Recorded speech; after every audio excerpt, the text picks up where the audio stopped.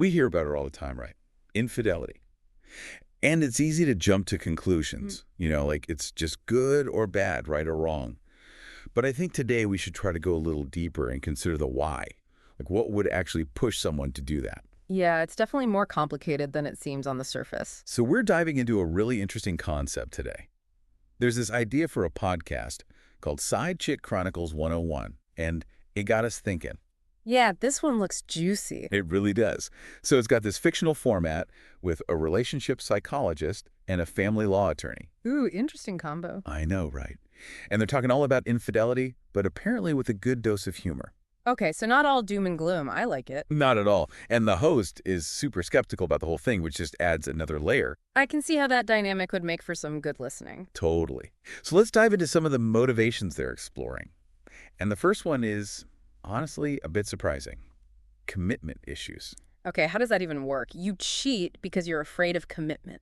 Right. It seems backwards.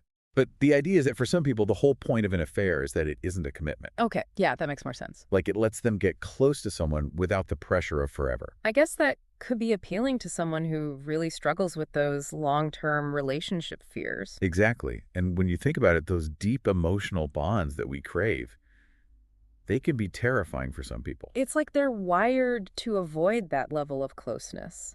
And an affair lets them have intimacy, but on their own terms. So it's almost like self-sabotage in a way. Yeah. They get close, then push it away. Yeah, it really is. Yeah. Fascinating stuff. Okay, so another big motivation they talk about is thrill-seeking.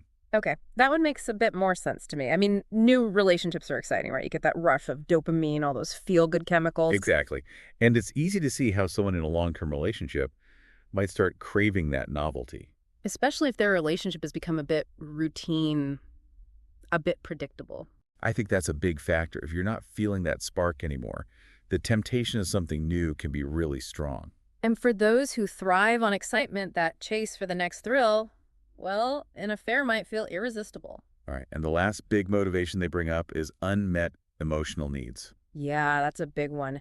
Everyone has needs in a relationship, and if they're not being met well, that can create a huge void. And that makes you vulnerable.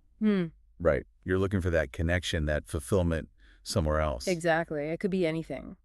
Feeling appreciated, feeling understood, having your intellectual needs met. And in this podcast concept, they're talking about how an affair can give you that temporary feeling of being seen, of your needs being met. Even if it's just an illusion, it can be powerful in the moment. And I think what's really interesting is that it's rarely just one of these motivations. Right. It's not like a checklist. I'm sure they all kind of blend together. Totally.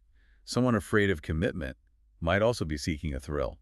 Or unmet emotional needs could make that excitement even more appealing. It's like this complicated recipe for infidelity, and each ingredient adds to the intensity. And we mentioned the skeptical host in Side Chick Chronicles. Oh yeah, they're the voice of reason. Exactly.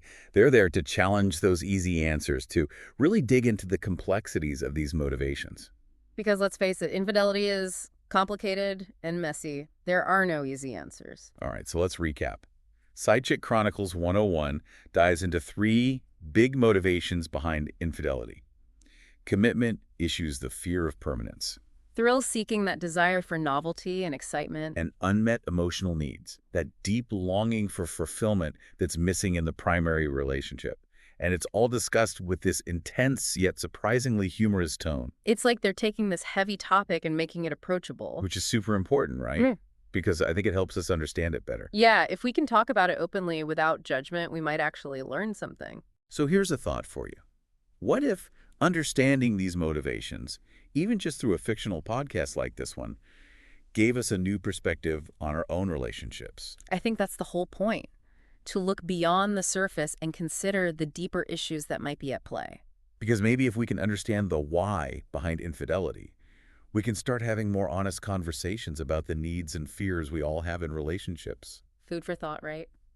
Definitely. Thanks for diving into this with me.